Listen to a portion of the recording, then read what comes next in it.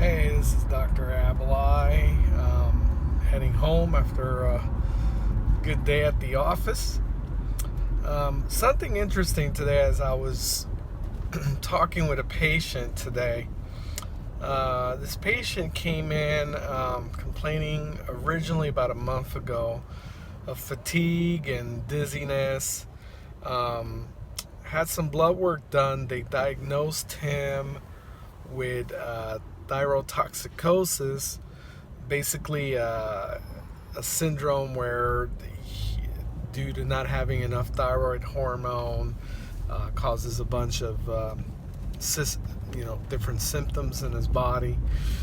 And they started him on Thyroid, and he came back for follow-up blood work today, and still not doing 100%, still with weight gain, fatigue, insomnia.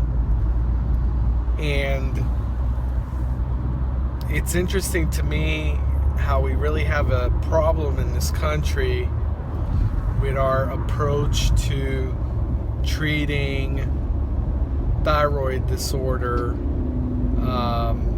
We're so quick to order just TSH, free T4, ask a couple of the common questions we're taught in school: cold hands, cold feet, weight gain, dry skin, brittle nails, hair loss, etc.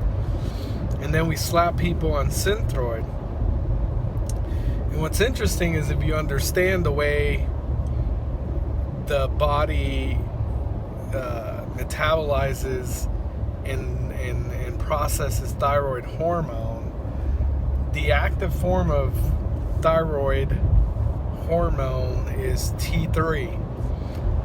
Predominantly, the body makes a greater proportion of T4, which is a precursor to T3, and requires conversion from T4 to T3 in the liver. And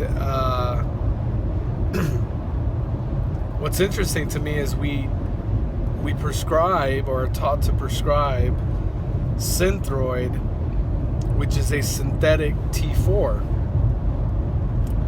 So here you have a hormone that in and of itself has not the same activity level of T3.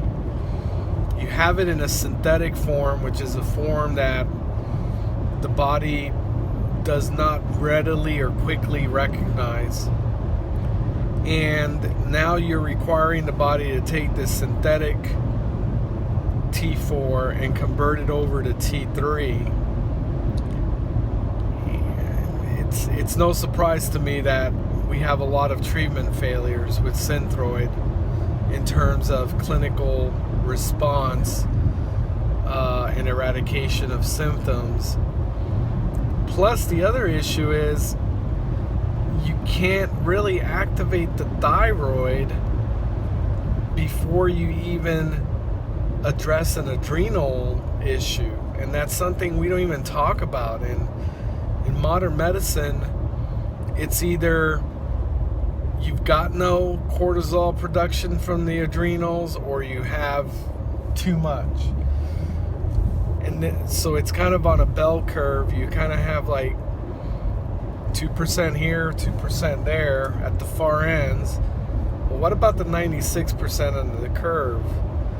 Just slight alterations in that stress hormone, cortisol, produced by the adrenals, which allows us, the fight or flight.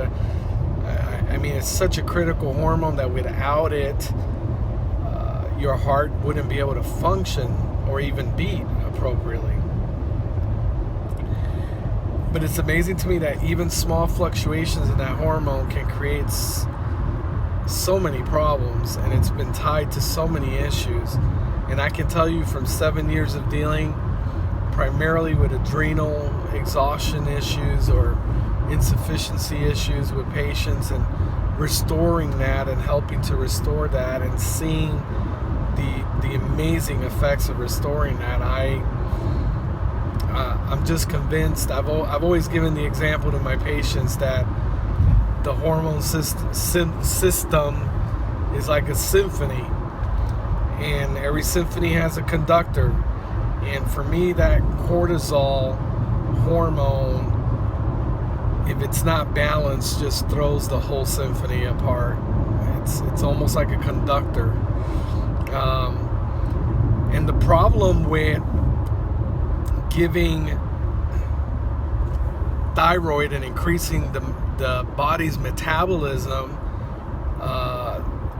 through administration of thyroid medication is that if a patient has some adrenal weakness, it can actually floor them because the body's not ready, not prepared for the increased metabolic rate in lieu of issues in being able to sustain a normal physiologic stress response.